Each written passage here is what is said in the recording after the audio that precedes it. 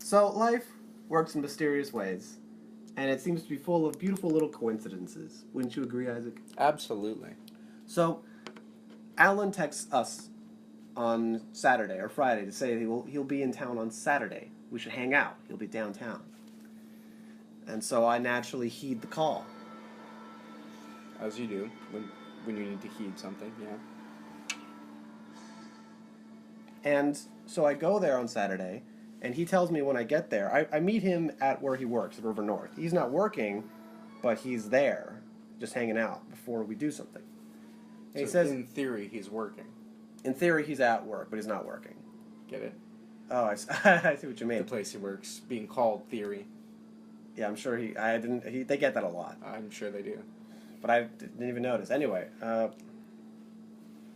so I get there and he tells me, let's go watch the new Star Wars movie. I'm planning on going to see Star Wars, to which I groan the loudest of groans because I've made a vow to never watch those movies. After watching The Force Awakens and being terribly disappointed, I said I will not become one of these people who constantly allows himself to be disappointed and then becomes a bitter old man. I'm just gonna, the buck ends here. Just not even gonna go. I'm not even gonna go watch them because they're not that important to me. These new ones, no. I am smarter than most people, clearly. Obviously. as I'm sure we will discuss. Yes. But he is vehement. He is aggressive in his demands of watching this movie. And so at first I say, you know what we could do is we'll go to the movie theater and I'll just go watch something else while you watch The Last Jedi. And he says, oh, Fabricio, I don't want to watch it alone like a whiny little bitch. Sounds accurate. And so I finally decide, okay, I'll watch it with you. In my mind, thinking I'll probably leave in the first 15 5 minutes. I didn't give myself 10. I'm sure I'll be greatly insulted by this film in the first 5 minutes. And so I will go to the bathroom, vomit, and just not come back. That was my plan. And I got a text from a friend. Well, I texted a friend saying, oh, well, if I'm going to watch this, I might as well watch it in a group. I texted a friend of mine, a friend whom you do not know, but someone I've known since high school. I see. And I asked him, I called him, I didn't text, I called, I said, what are you doing right now? He says, oh, I'm downtown. What a coincidence, I'm downtown. Oh, where are you? I'm in River North. Oh, what a coincidence, I'm in River North. Or I'm going to River North to the Apple Store. Well, you want me to meet you at the Apple Store? He says, sure. And so I tell Alan, yeah, I'm going to go to the Apple Store to meet a friend. And he says, okay, well, the movie starts at such and such time, so if you can't make it back here, just meet me at the theater. I say, can do. So I go to the Apple Store, and I wait for him a little while there. And let me tell you, I hate that Apple Store. The one on River North, yeah. The one that's next to the river. Yeah. Literally just north of the river. I hate it. I hate the design. First of all, can I just say I hate most contemporary architecture because it's so obsessed with glass. It is. I hate glass. I don't need to feel like I'm in an aquarium every building I'm in, because that's what it does. Whenever I just see these large windows where you can just look out of it, I think, am I inside the fish tank or am I outside the fish tank? Who's looking at who You'll here? never know. And that's why I hate those buildings. I like the intimacy of brick. Brick, okay. So Brick. Brick's the choice. Brick is intimate. Glass is cold, shallow, artificial. It is none of it is good. Glass, Deceiver. it is deceptive. Glass is not. It does not. But it makes the space feel more open. No, it does not. Because now I'm aware that there's a wall there, whereas I wouldn't be if I just didn't see anything. That's true. Do you know what I mean? Yeah, in general, it feels like almost like a cop-out architecturally. Instead of making an impressive facade, you're like, let's just not make a facade. And then, all these buildings also have an interior. They must all have the same interior decorator, because they all have an obsession with fake wood. They do. Just have a wood finish on everything, so it looks like, it reminds you of like a cabin or something like that, but it ain't a cabin. We'll put little fucking literally little just cubes in the middle of the place. People will like those. So they can just sit down on these wooden cubes. And then we'll just have we'll have a couple little trees in here. Yeah, gotta have the greenery. And I just hate it. Anyway, So I'm in a bad mood where I'm going to watch a movie I don't want to see. I'm in a building I hate, and then my friend shows up, and we hang out, and somehow we broach the subject of Star Wars. I tell him that I'm going to go see it, and he says I'm going to go see it tomorrow. And I said, okay, well I'm not going to go see it with you, obviously, but yeah, let me know how that goes. And I forgot to mention something. I work at a private company called C.H. Robinson, correct? And I remember one day last week, a couple weeks ago maybe, I was walking the hallways and I saw someone who reminded me a lot of one of Alan's friends at Theory, because they work. There's several bouncers there who work at any given time, and this guy looked a lot like him. And so when I'm with Alan at Theory, and I can't remember if this was before we went to the theater or after, because we did go back to Theory more than once in that night. But eventually I did ask him, hey, do you only work here? The guy who I thought was the guy I saw. And I asked him, do you work just here? He says, no, I work someplace else. And I said, uh-huh. And where do you work? And he says, oh, C.H. Robinson. And I realized, my God, I'm working in the same building as one of Alan's bouncer friends. You and Alan have a mutual coworker. And this guy I shot a film for. Oh, really? Yeah, Alan and I shot a little promotional video. Oh, that guy? It's that guy. Oh, no way. Yeah. That you guys shot using my gear. So technically, in a way, you helped. My small contribution. The promo for September Rain. September Rain. This is the dude from September Rain. And he also works at C.H. Robinson. Yeah. That's a little too coincidental. Yeah. I should hold that over his head. Hey. That's too many connections. Give me a promotion. September Rain. September Rain. I did that for free. Yeah. Give me something. Maybe that's how I'll work my way up. Who knows? But anyway, so that's just a little aside there. An interesting little factoid. That's interesting. So I'm with my friend, whose name is David. It's not really a problem that I say his name. But as it always happens, even though I never wanted to, every time I meet one of my high school friends, I always say, I hope you don't talk about high school. And of course, naturally, we always end up talking about high school. And so this time, I don't know how it happened, but what tends to happen is I have a lot of, surprisingly now, before it felt like I had none, but now I actually have a few friends who are of the homosexual variety. Out of the blue, they just kind of popped up out of the ground like lemmings. I don't know how that happened, but they all seem to want to get into my pants. Because I guess I'm a catch for homosexuals. Absolutely. Nick, who's a friend of ours, I always make fun with him because I always talk to him about how I get hit on so much by gay men, but not by straight women. And then, I'll describe the gay men to him, and Nick's like, oh, that's bullshit. That's my type, you know? Like, the type of men who should be hitting on Nick are hitting on me, is what I'm saying. So you could be like Nick's ultimate wingman. I wish I could be. The alley-oop. But I don't like being in clubs or bars. Then you're no or good. Being out. And so I'm really just I'm useless to... I'm no good for anyone, really. I'm no good for everyone, I should say. But I somehow the subject comes up about my sexuality. Mm. And David, as it is my want, I guess, to hear about this. So David brings up, when we were in high school, do you remember those preppy kids from high school? Because every high school has one. Even though our high school was supposedly more of an intellectual variety, sure, it was selective enrollment. It was ranked the best high school of the state. I don't know if it is anymore. Quite frankly, I was underwhelmed. Okay. But we did have our own preppy kids. I remember them. He says, I don't really remember their names. And I said, I remember all their names. I remember anyone who's ever slighted me in any way. I remember all their names. I never forget a face. It's locked in there. It's locked. I'm the kind of guy who will remember. If I tell you to use a coaster and you don't use a coaster, I will remind you 20 years later. Remember that one time you didn't use that coaster? I haven't forgotten. You left a ring on my table. I'm that kind of dude. I don't care to know your dossier on me then. Oh, don't worry. Don't worry.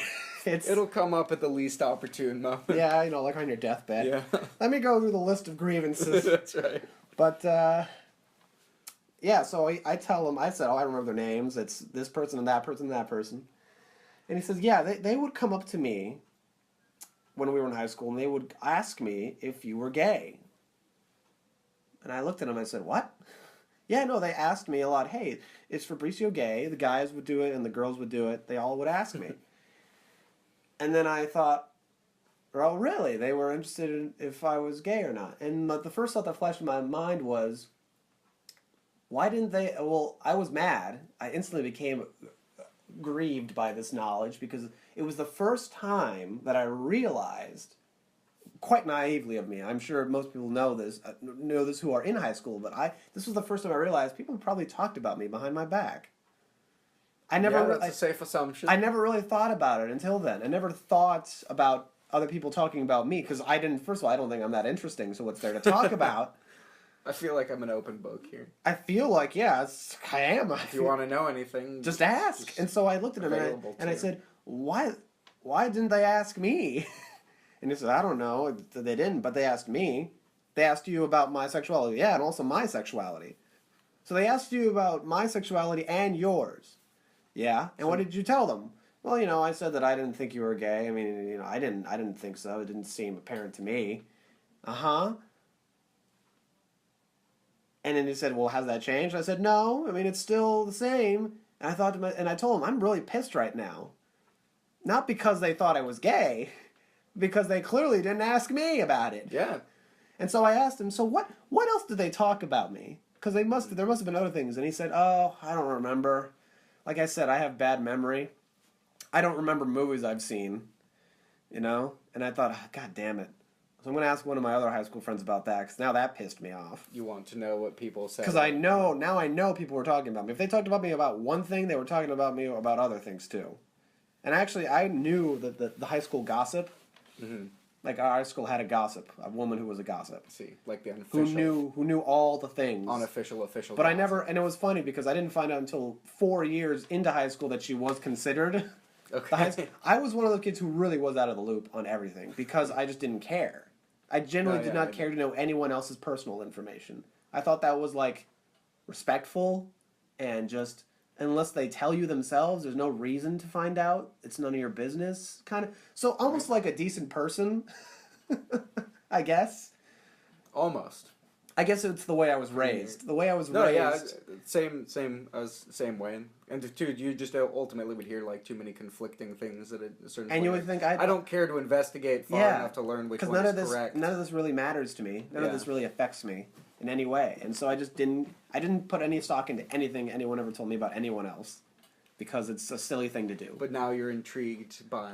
But now I'm intrigued by what they clearly must have thought about me. Because here's the thing. I don't care about what they think of me, but I do care in what they thought I was.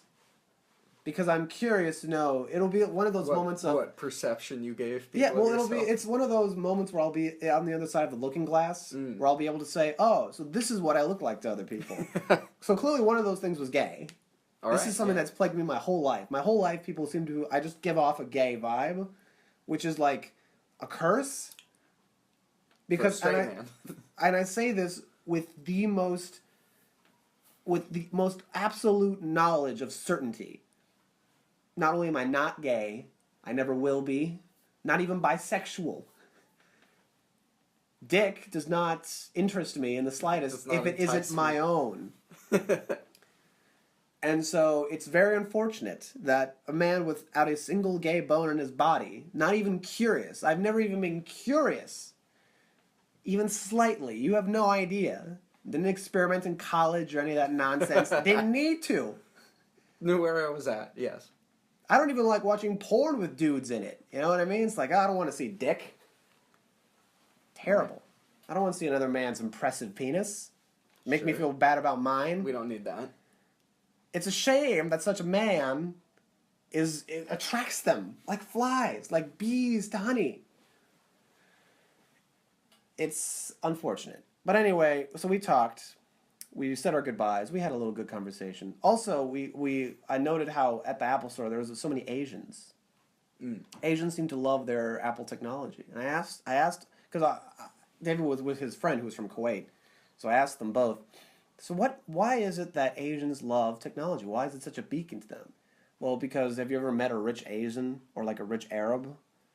Oh yeah, they're the worst because to them money is like poof. What is it? Doesn't mean anything. I'll just throw it over here, I'll throw it over there. So they don't give a rat's ass about money.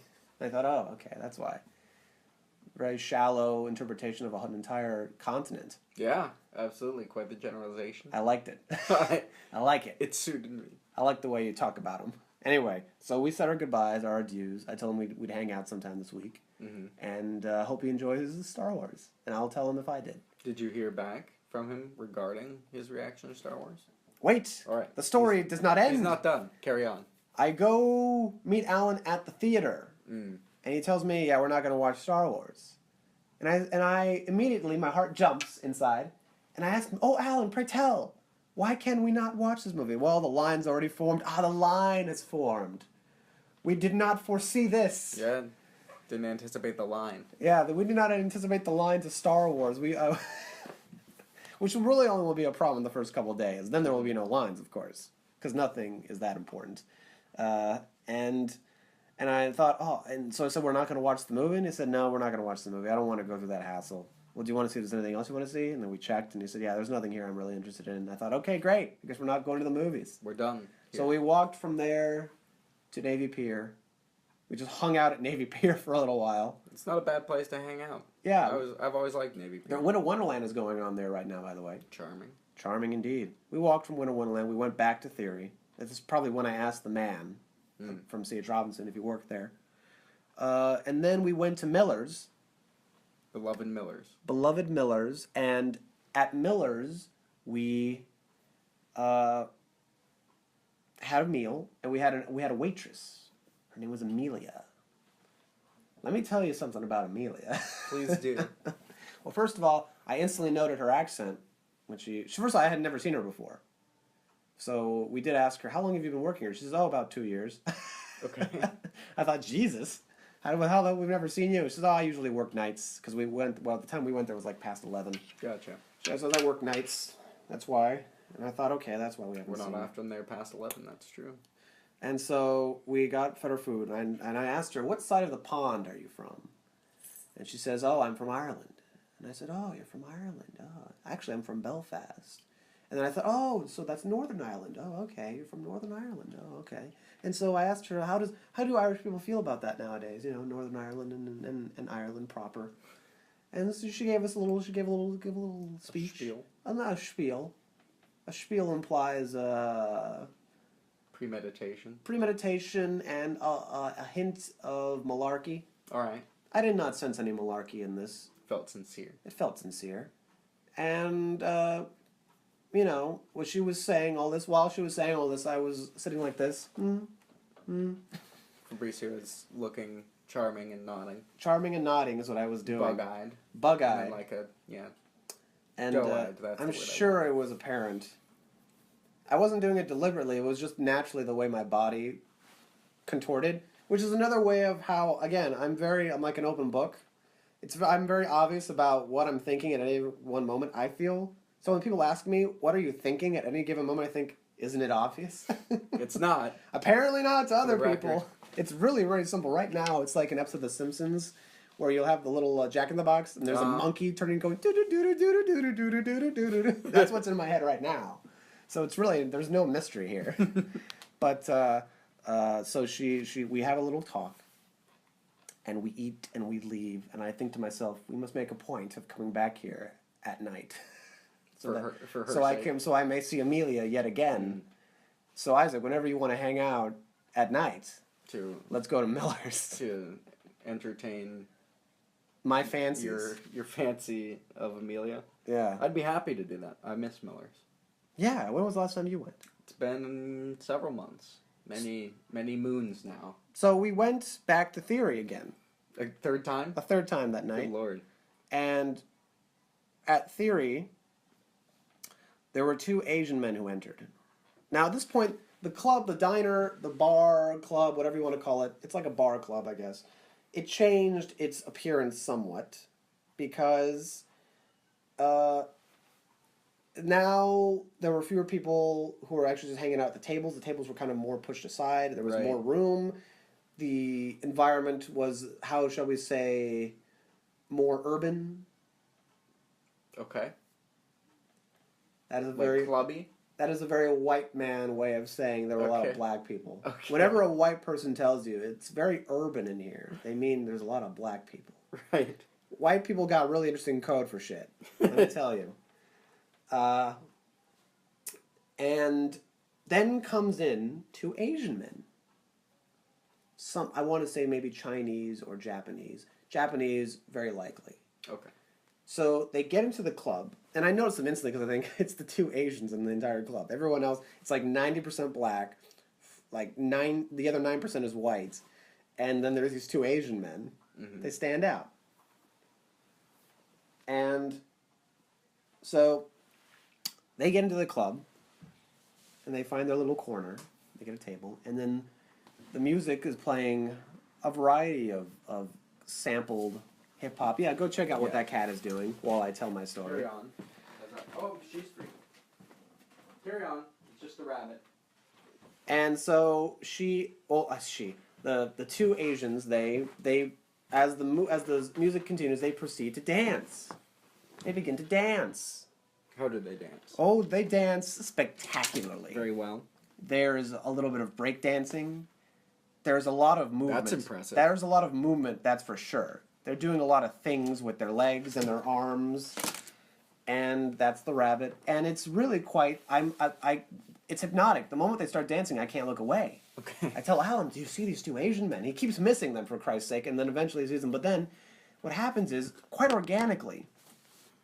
What happens quite organically? Yes. Is that people notice these Asians because it's hard to ignore them. They're dancing in their own little corner, but they're dancing like all this. Astonishingly well. Spectacle. And that's why, and again, so that's why I thought maybe they were Japanese or maybe Chinese from Hong Kong, because this is the kind of shit that metropolitan Asians do. They dance like they just dance to Dance Revolution. Oh yeah, sure. They love that shit. These guys were on top of it. These guys were nailing those arrows. They came with a purpose, and that's the thing. So they dance, and then people start to form around them. And then eventually a dance circle is made, and people are dancing in the circle, as one does. Do you understand what I'm describing to you? I'm familiar with it. And this goes on with the Asians, and then at a certain point they decide to leave. And then I shook their hands. I had to shake their hands before they left. Oh, that was spectacular what you did. I enjoyed that very much. Because that never happens at that bar. Just like a natural dance circle formed because of those two Asian men. They accomplished that, yeah. And so I thought, I thought about it, I thought, they actually did just come here to dance. They came to this bar specifically just to dance to the music. Because they had maybe 2 drinks. They didn't pick up anyone. They left with no men or women. And let me tell you, I was rooting for them. I wanted those two to get some pussy. Because they earned it that night. They were spectacular. They set that place on fire. And if that doesn't do it for you, what does? I guess they just maybe they just weren't interested. I feel like they just weren't interested. They just were passionate about came the in to dance itself. and they left once the dance could live without them. Like came from Kung Fu. They came and they changed the lives of everyone in there and they left. Our purpose is done. It was a beautiful night. And one night I saw the best and worst that Asian culture has to offer, I feel. Between the Apple Store and the dancing. I saw the best and the worst of it, I feel. That's a really long saga to get to that point. And then... Oh, here we go. Then we depart, Alan and I. Eventually he goes to sleep at some bitch's place. And I go back home. And while I'm waiting at the Belmont Blue Line stop for the bus, there is a guy who's just sitting there. There's really only 3 people at the bus stop for the most part until the bus gets there. And the bus takes about 20 minutes to get there or something like that. It's late at night, understandably. It's in the morning, really. And I play some Prince, and I start to dance a little bit. I do dance only to Prince. Prince is really the only thing that organically gets me to dance. And he notices it, and he's amused by it. He laughs, like that. And the bus eventually does get there. And he does not have his bus card. Or he was like, oh, I think I misplaced it, or I think it fell out of he doesn't know it. So I said, don't worry about it, I'll pay for it. And I pay for his bus card, for his bus ride. And I told him, don't worry about it. He said, oh, thank you very much, it's very kind of you. I said, don't worry about it. So we sit down, and we start to chat. We start to chat a little bit, as one does, because, Now we formed a bond. Yes, you've gotten the meet. He's seen me dance. I paid for his bus ride. I mean, it's pretty much we're there. And then at one point he looks over at me and says, "Can I tell you something?" And I say, "What? You promise not to get offended?" And I thought, "Oh boy, I can't wait to hear this. What is it?" He says, "You're pretty cute." And I thought, "Well, thank you. That's a compliment. So there's no way I could get offended by that." Yeah, and that's all I say to that. I don't say anything else. I don't go any further with it. I don't want to lead him on. But I thought to myself, oh my God, what else? Again. Yet again. There's some themes in the story of this day. There's motifs of homosexuality, of Asians. He looked Peruvian. Really. If I had to guess, like Mexican or Peruvian. But of an Indian variety, so. There is some similarity there. And so I go home and I text Alan. I just got home and he says, "Holy fuck, it took you that long to get home." And I say, "Yeah." And he says, "Well, my lady snores." And I think, oh, what a shame. I go to sleep. The next day happens. And I go to the movies with my father. To rewatch, for him it's the first time, 3 Billboards outside of Ebbing, Missouri. We watch it. I love it more the second time. It improves upon me. I liked it the first time. The second time I think, whew, this is actually amazing. And then to see if a second watch makes a difference for me. He watches it and he thinks this is without a doubt the best movie I've seen this year. And I say, I can't disagree with you. And we leave. And I texted David the day before saying, "Oh, we ended up not watching Last Jedi." Yay. And then this is the next day, so he's seeing the movie. Seen it. Mm-hmm. And he texts me. I get the text during the movie, but I don't see it until after the movie's over because I don't look at my phone when I'm watching a movie. And so I look at it and it says, "Don't go. Don't go. Don't go. You shouldn't." I got so triggered watching it. He says I got triggered. I thought, oh my Lord. That was the follow-up there to my friend watching the movie. Mm. And so I thought to myself, the one thing I could say to him was, let's hope you forget this experience as well. So, as long as you're forgetting movies. Yeah. That's a good recall joke. And that, ladies and gentlemen, was my weekend.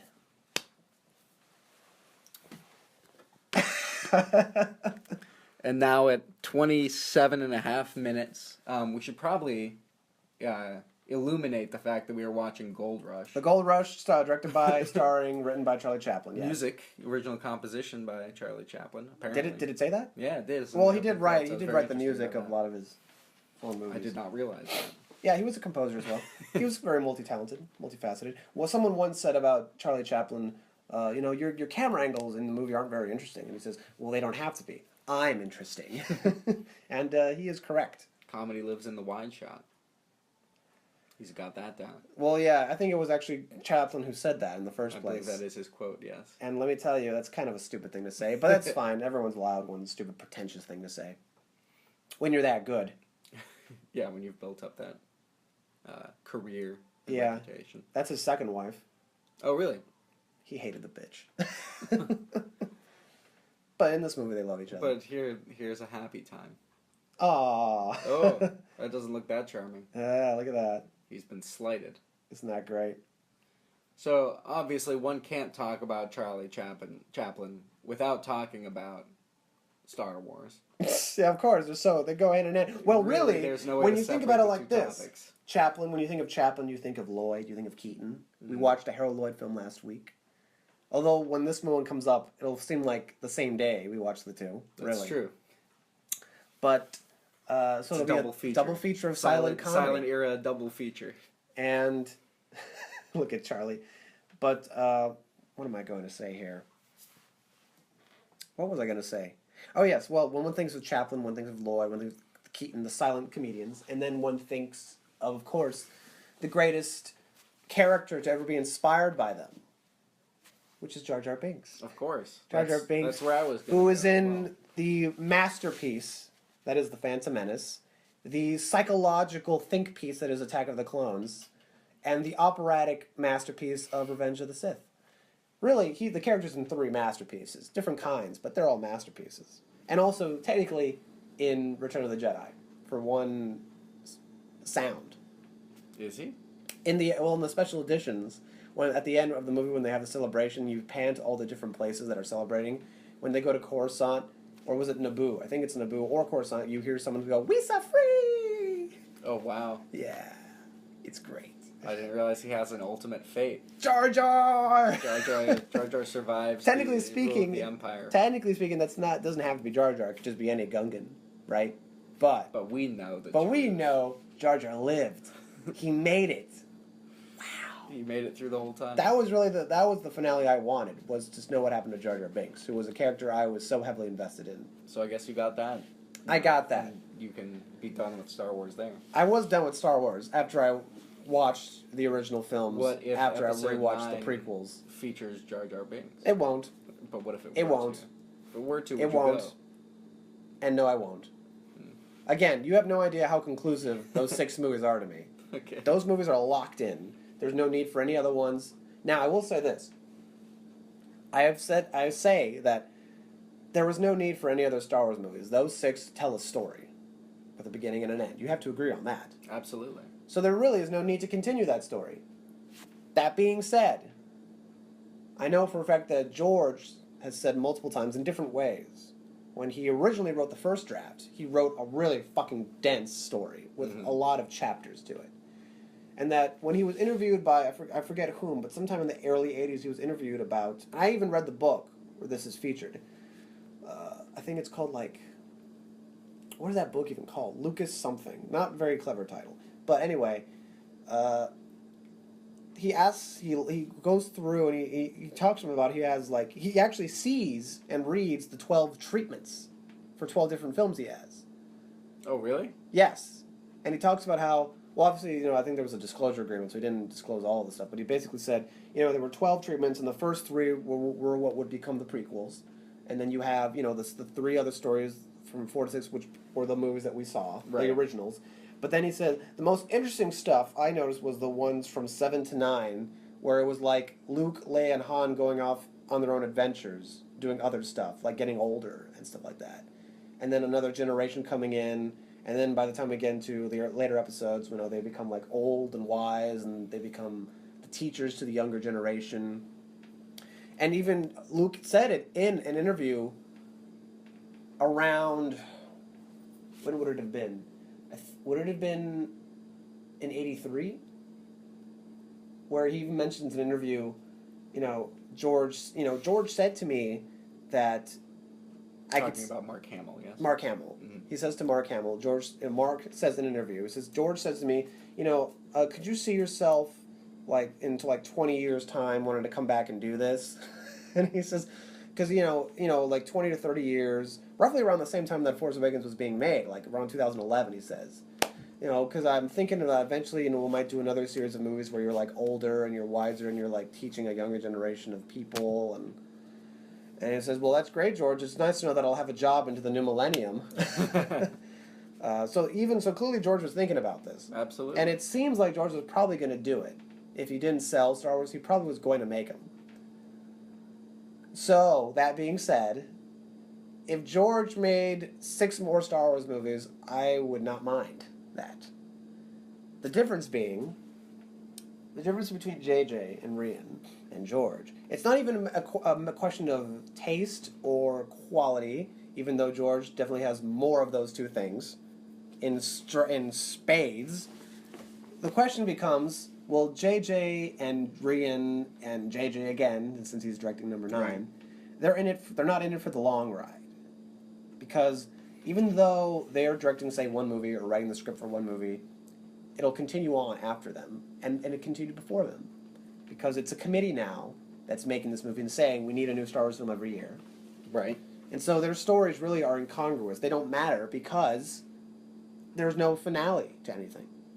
Because there is no visionary. Right, there's no ultimate destination. Because George had a vision of where it was going, where it's supposed to go, because he wrote it all came from his brain. And so with George, there was one guarantee. If nothing else, there was a guarantee that he knows where this is going. And so whether or not you like the ride, it's not like he's making it up as he goes along. Sure. Because he doesn't. Not really. Mm-hmm. these people are making it up as they go along. Ryan, I don't know how you pronounce I it. believe Ryan. I don't know why I keep saying Ryan. Well, it is a peculiar spelling. R-I-A-N. Ryan has openly acknowledged, because as you've told me, the movie begins with Luke, with essentially the last shot of the first film, where Rey, you have that. It actually doesn't open with that. It gets to it later, but the first sequence we see Luke Skywalker again. Okay, so is a beat for beat pickup. Yeah, we see Rey with the lightsaber, holding it out to him, and he got that face like, oh shit, right? Like, this is happening. I'm in another one of these movies. And in this movie, as you told me, Mark literally goes up to her, waits a beat, and then throws it. Yes, throws it over his shoulder, and with it, the entirety of Star Wars canon that has preceded that film is cast aside. And again, Ryan has said openly in interviews, someone asked him, like there's a famous tweet about it, I can't quote it off the top of my head, I'll paraphrase, but someone asked him, so all that stuff from the first movie with, Rey's backstory, the mystery of Snoke, and the lightsaber, like, was there going to be any follow-up to that? And he says, yeah, no, they didn't know what they were doing, so they literally hired me, and it was like, figure it out. Figure out what these things... Answer these questions that we... don't have the answer to. And so we've developed. And so they clearly have no idea what they're doing. They are literally making it up as they go along, which shows in this film that you watched. Why does it show, Isaac? That they're making it up as they go along. Could you attest to that? Could you say after watching this film that it seemed like they're making it up as they go along? It felt like this film was entirely a reset of... Yeah, the no plot thread from the first installment followed through into the second installment. You can't see my face right now, but it's a face of I told you so. The ending leaves not a lot of places to go for a finale of this trilogy. Well, either. there never was going to be many places to go because they're not creative. They're hacks who are stealing from another man's idea. And I know deep down you hate that I'm right. Because you want these movies to be better I do. I do. I do want them to be better. To me, this is like a miscarriage. It's like a baby that didn't come out the right way, so I'm leaving it in the woods. I am washing my hands of this. But you still care about this aborted fetus. Yes. And so you don't want to give it to the wolves. We will go to the speech therapy classes together. But... So you're definitely going to watch the next one. I will see 9. Well, let me ask you this, are you excited for it? No longer. That's what this movie has done. That's what a lot of people told me, is that this movie's kind of killed their excitement for Star Wars. Because with Force Awakens, people were okay with it, even though it was a piece of shit, because the only thing it had to do was, like, re-inspire the nostalgia and relaunch the love affair with Star Wars. All that jazz. That's all it had to do. All it had to do was say... Remember Han Solo? Well, he's here. He's back. Remember Luke? He's here too. Remember those things you like? They're here. So you can enjoy them again. That's all it had to do. It would have had to reintroduce an audience to these things. But now there were expectations for The Last Jedi. The expectations being that, okay, now that they've gotten that out of the way, the introduction, then now they can focus on the meat. Right. You're allowed to launch into something entirely new. Making something new and interesting and ultimately just good. And what we have here, ladies and gentlemen, is a film that is messy. Am I wrong? Remember that you haven't seen it, but yes, it is messy. Amazing how I'm able to draw these correct. Amazing how I'm able to draw these correct conclusions about a movie I haven't seen. Why? Because I knew this was going to happen. It's messy.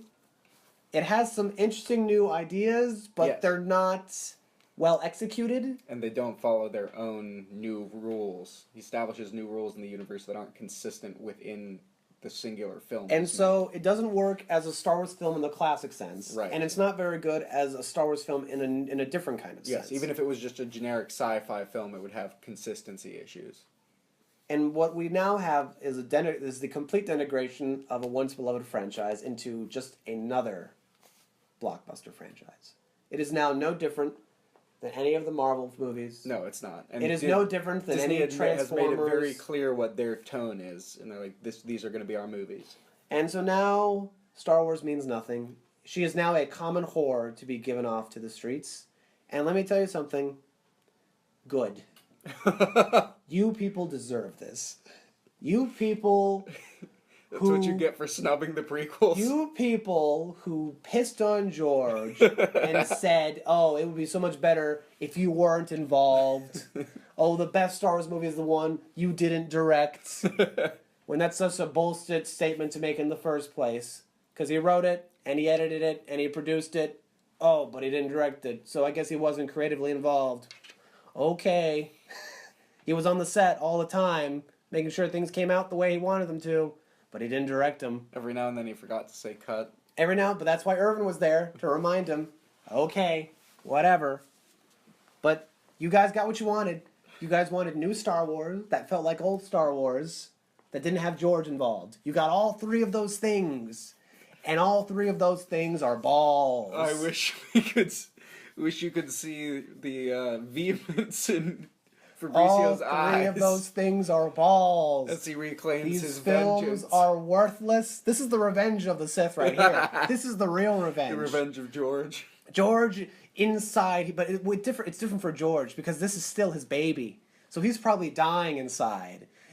There was an agent, it was like a press release recently. Not George himself said this. George doesn't speak to the public like that.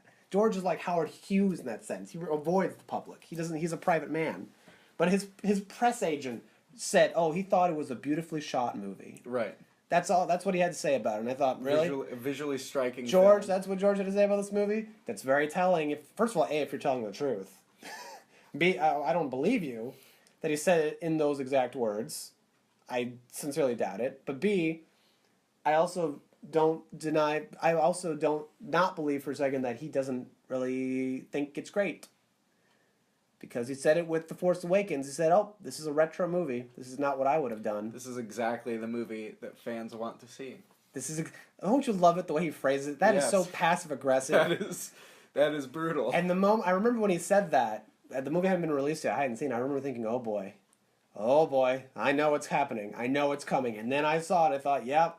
And I wanted to deny it at first. With Force Awakens, it was different. At first, I wanted to enjoy it, but then as the movie kept going and going, and then after it ended, I realized, oh, wait. I didn't like that at all. Damn it. That didn't do it. And with the Last Jedi, I thought they're going to try and make this cool and darker and stranger, but they're going to fall flat on their face. And did they? Yes, they did. And you know what? And now JJ's going to direct the 9th one from a script written by Ryan. Story written by Ryan. Story written. Yeah. So two hacks who've proven their failure in Star Wars are now going to work together to make another... Really? Your film didn't work. Your film didn't work. But mediocre. Maybe if you did one together. You're going to combine your forces to make an ultimately mediocre Star Wars film. Star Wars finale. Rian Johnson has apparently been promised 3 other Star Wars films that are set in the different galaxy or something. Just a different part of the same universe, yeah. And to which I say, okay, good. More shitty movies for the fans. You know what I want now? I want the audience to drown in these movies. I want them to be forced to eat them so they become fat and die from the gluttony. To choke on the bile of new Star Wars. Because they deserve this so much. This is a reckoning which they have earned for 20 years. And I am happy for it. I will be sitting far back without watching these movies, and I will laugh, and I will point, and I will say... This is your fault. The moment you criticize Jar Jar Binks, this is your doing. Fate. You created your own destiny. You brought about your own undoing. You killed Mace. And I will be happy with my 6 Star Wars movies that are good, and I will never forget them, and I will always appreciate them, and that is all I will ever need. And those can just be the Star Wars movies. Yes. Yeah. But anyway, how are you doing, Isaac? Pretty swell. Yeah? Yeah. But so you said it yourself. You didn't... do you want to keep talking about Star Wars, or do you want to change the subject? I'm ready to continue talking about Star Wars for a long time. Oh, okay. Well, I've said my piece. Yeah, I guess I'll have to abbreviate. One thing that was interesting when Alan and I were watching, and this has been like a consistent discussion with most people, is... It is I believe Alan's exact wording was, it's the most culturally submissive film I think I've ever seen. What does that mean, submissive? Like that it checks every PC box. Oh, yeah, like... You got a girl with pink hair.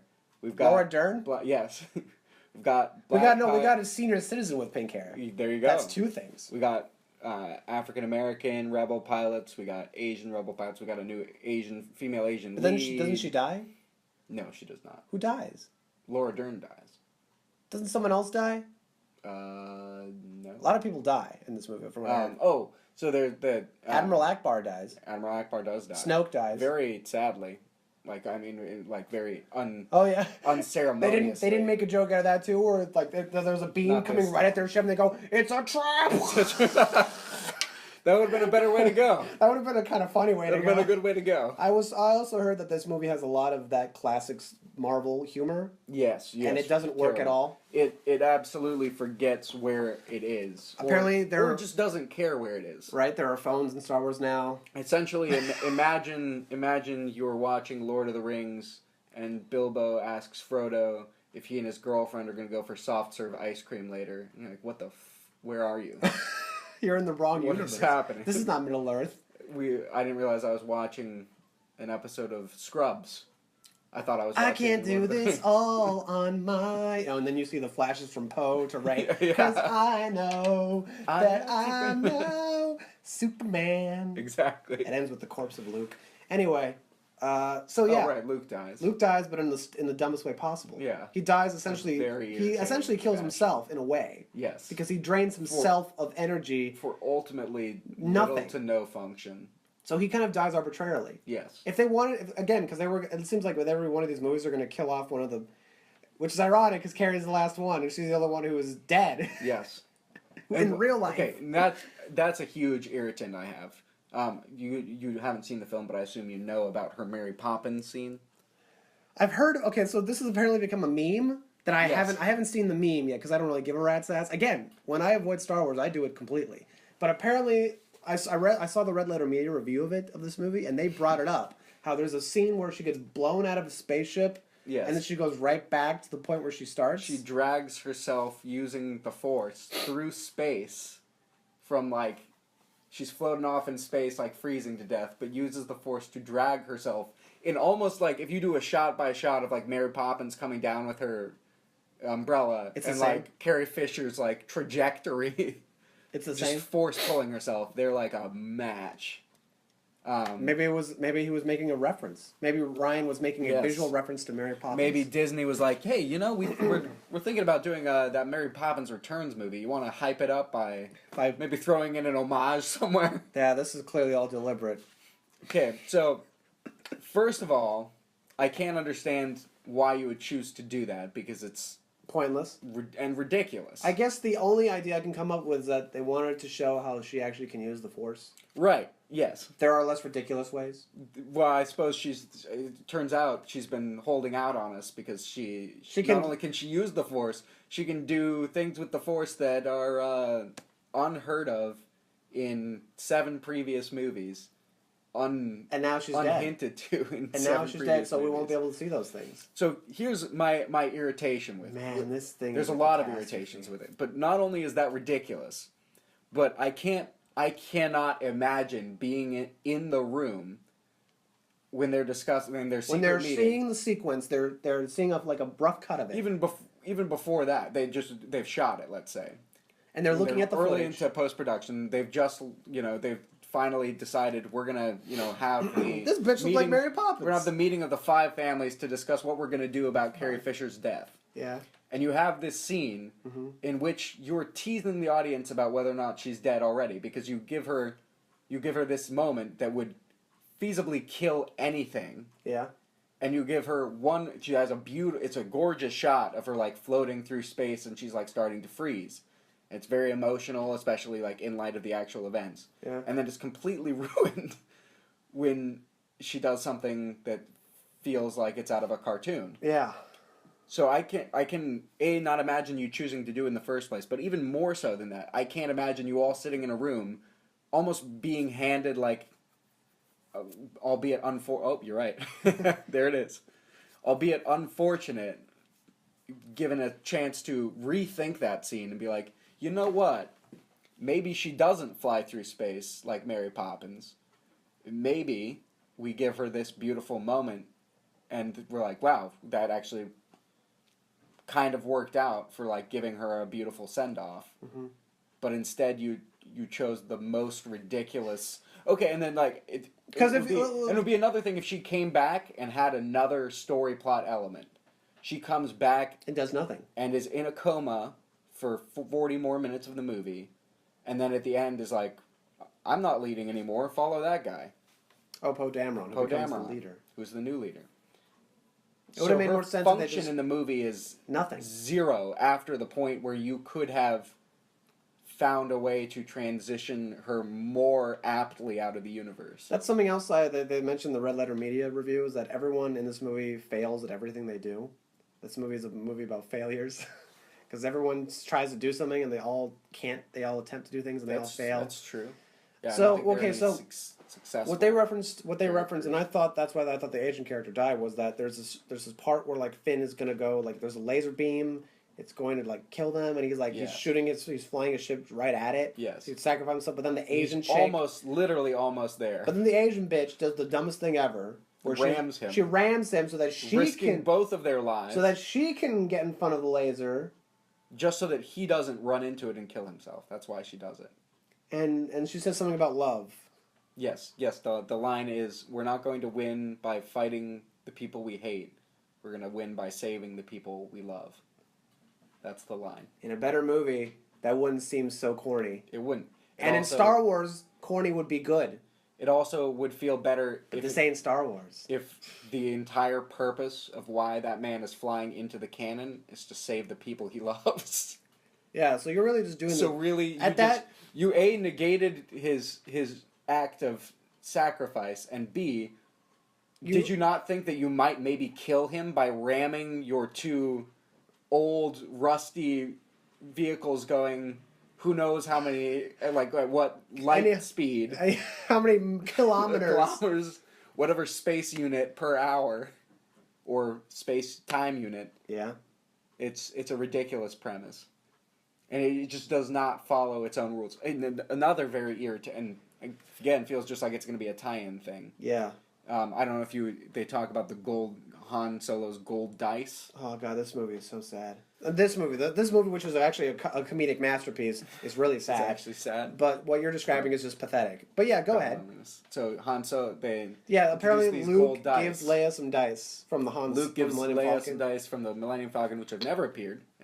I never saw them. They don't exist. Apparently they do, but I don't believe. If they do, they're literally just there, and you never. They're somehow brought through astral projection in an actual physical form to Leia. That doesn't make any sense. Apparently they're important enough. So now they can spend space and time. I guess. They're important enough to bring to her, but she decides to leave them on the ground instead of taking them with her. And so once Kylo Ren finds them on the ground, they disappear. They fade away. Back to where Luke was, presumably? Presumably, except that he dies. Luke is already dead for at least like 20 minutes before the dice fade away. His corpse is on the ground and the dice just show up out of nowhere. And then when he turns delayed. There's a lag. There's a lag. And then when he turns into a Force Ghost, the dice go with him. Yes. So now I just got these dice. You'll be carrying them around. No dice you have, I see. And it is blatantly obvious that they're like, oh, cool, now we can put those dice in Ron Howard's movie. That's going to be great. It's going to be a nice element. We bring these dice in. But they don't exist. These Dyson? The dice. Oh, you see, you don't know what happens. You haven't seen this movie. No. So what happens is that Charlie is in love with this girl. He's clearly pursuing this woman. The tramp is in love with this girl, and then he told her that we can have a New Year's dinner. Like bring some of your friends. And then she tells him that, but she doesn't take him seriously. She jokes like, yeah, sure. But then they have a real New Year's celebration with everybody else at like this big cabin, and he's just there. He imagines them being there and him doing the potato dance, but then reality sets in and he's just like at the door waiting for them, and they never show up. Oh, it's very sad. It's incredibly sad. Now she's here and she feels bad about it. She realizes, oh, he put so much time and effort into this. He really cared. He really was serious about wanting to do something nice for us all. It's really sad, and it's a really beautiful film, and I think this is probably the updated version of it. Chaplin, it's updated because Charlie Chaplin in I don't know if it was the 60s or what time, or 50s, at a certain point, later, many decades later, he went back and he updated his movies a little bit. He kind of did a George Lucas. He did George Lucas, right. Where a special edition. I always wanted where to do... he updated the scores, which was a great thing, because the scores for all of these silent films have improved. And then he also added, with some of them, a little bit of narration. So there's a little bit of sound there. An improved score, some narration. And dialogue. Yeah, the dialogue. Well, that's not really dialogue. That's him narrating, I think. Let me see. We'll turn it up.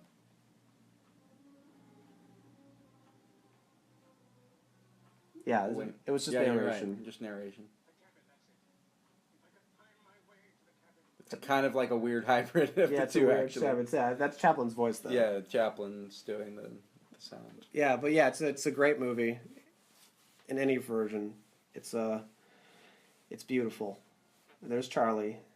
Oh yeah, he's the man who all penguins aspire to be, Charlie Chaplin. That's right. They all want to be Charlie Chaplin. This is quite a lovely film. I like it a lot. Yes. I have nothing more to say about it, really, other than it's good, and that it inspired Jackie Chan and Jar Jar Binks. And we're grateful for that. I'm grateful for both of those things. Do you know, this is United Artists, right? Yeah. Okay.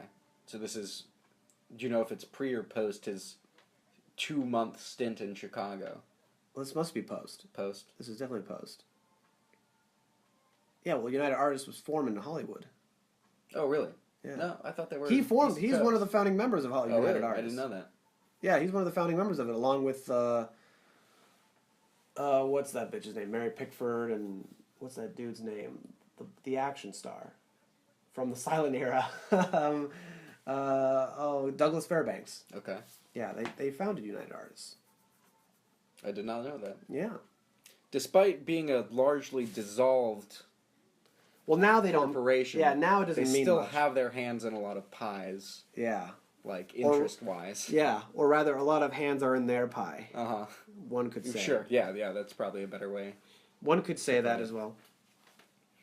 I noticed that there's a lot more animal interaction in this film than typical. Animal interaction? There's the bear at the beginning, and then he's a chicken at one point. Well, yeah, he turns into a chicken because his guy who lives in the cabin with him is so hungry. He imagines him as a chicken. He's like, I'm going to fucking eat you. It's more animal comedy than you typically see at the time. Maybe? I don't know about that. Sure. There tends to be gorillas in these movies. Sure. There's the Lion movie that Selig did, which is still pretty comical to me. The Lion movie, which Selig did. Selig did, yeah. Where he... you mean Selig? Selig Polyscope. Is it Selig? Oh, okay, maybe it is Selig. I think it's Selig. Okay. Colonel William N. Selig. Where they did... they pretended... Because he wanted to film Teddy Roosevelt shooting a lion in Africa. And Teddy Roosevelt was like, actually, I'm going to bring my nephew, who's a camera guy, instead of you. So instead of letting it get him down, he decided, okay, I'll go hire a Teddy Roosevelt impersonator. I'll buy a lion. That he can shoot. I'll have him shoot the lion. And as long as I don't say anywhere, this is Teddy Roosevelt shooting it, but I let people think it, I can't get sued. And it was effective. Although the lion part turned out more real than he'd hoped. Well, it was a real lion, wasn't it? Right. And he shot it. Yeah, for real. Yes, but it got out of its entrapment before it was supposed to for the shot. Oh. So the man playing Teddy Roosevelt was actually running for his life from a lion for much of the take. That's great. The original method acting. That is, isn't it? Yes. Yeah, that's right. Eat my actor. That's right. You want to live? Shoot him. You're Teddy Roosevelt. What if the lion gets him, sir? It'll make an even more spectacular picture. Teddy Roosevelt's dead. That's right. How do you like that one, Teddy? That'll show you to not invite me to Africa. I'll show you to not let me direct the next Star Wars. Bring that chimpanzee over here. I have a new pack of cigarettes for So him. Today Hanukkah ends. Yes, that's right. Last day. Or yesterday was the last day, wasn't it? Today Hanukkah's ended, I guess. Because it's a 7-day thing. There's no longer Hanukkah. Yeah, it's 7 days. And yesterday was also Steven Spielberg's birthday. Oh, really? He always comes up on this podcast. One would think that we love Steven. Maybe. Because we always bring him up. Yeah, he's very ever present in our podcast. That's true. It was also Woody Allen's birthday earlier this month, December 2nd. So happy birthday to both Woody and Steven, two of the most talented Jews in Hollywood. Yeah. Yeah. See what I did there? I connected Hanukkah, Woody, Steven.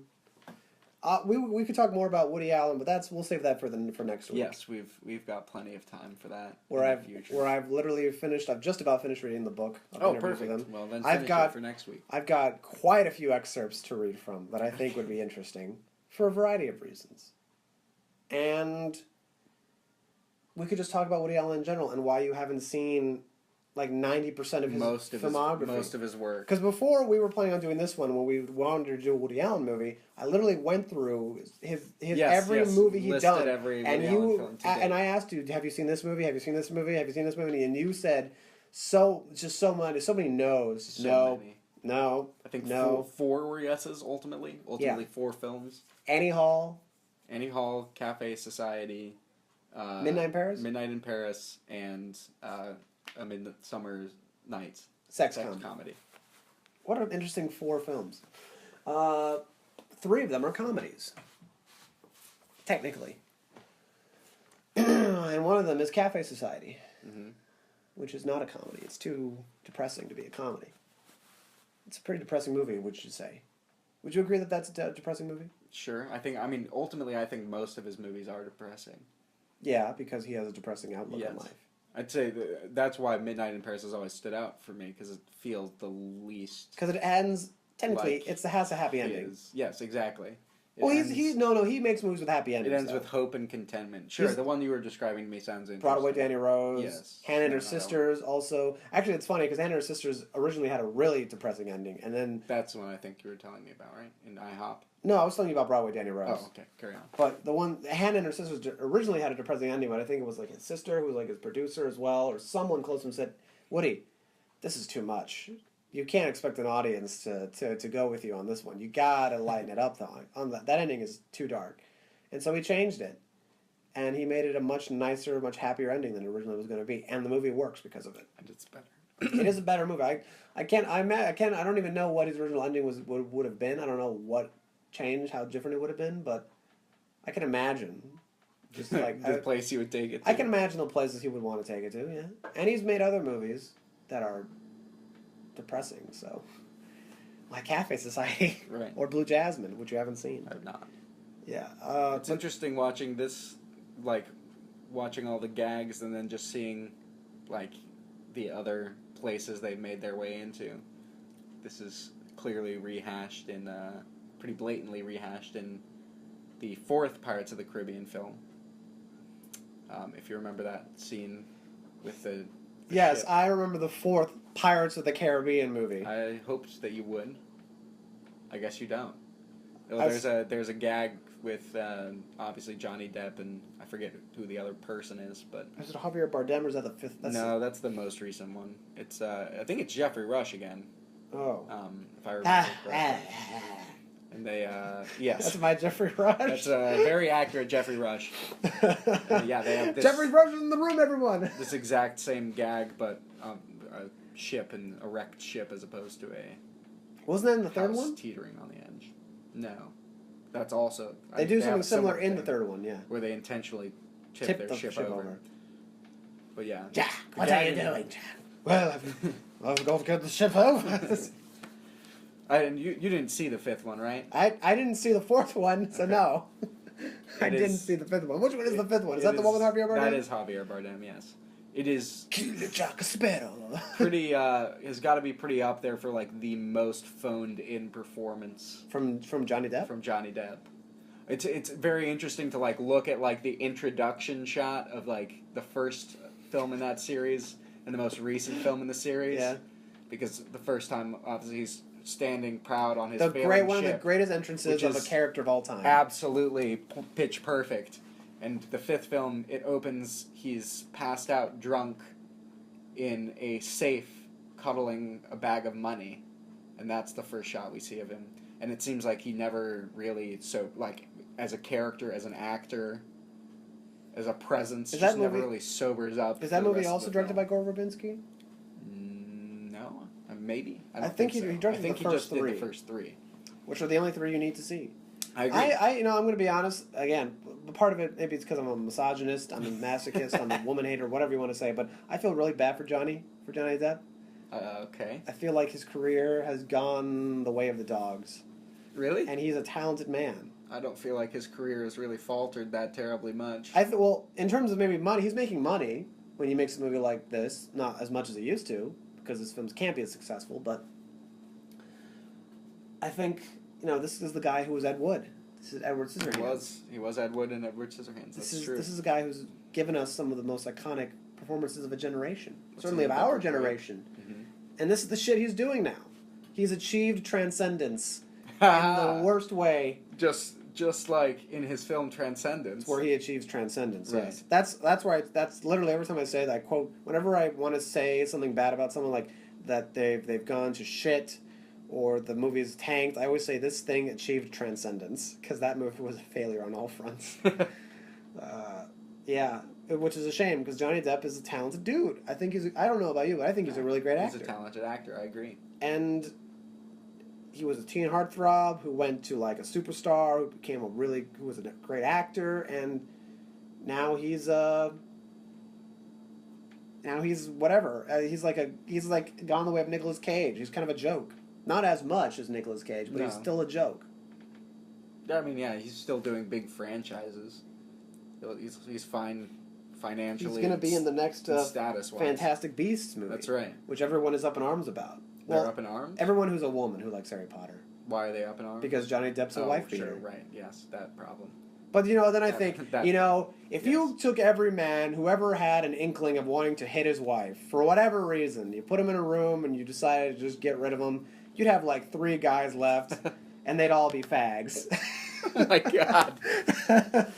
So, that was me paraphrasing in a way from 3 Billboards. I guess so. You don't remember that line? No, I don't. Well, it's a different line, but in that movie, Something that movie's got a lot of great lines. Yes, they do. And he says at one point, Frances McDormand is in a room with Sam Rockwell in the police station. She says, "How's the nigger torture business going, Jason?" He says, "It's the persons of color torturing business. You can't say nigger torturing anymore, all right?" And then Woody Harrelson comes in and it's like, I said persons of color torturing. She said the word nigger torturing. I told you can't use that word anymore. It's persons of color torturing.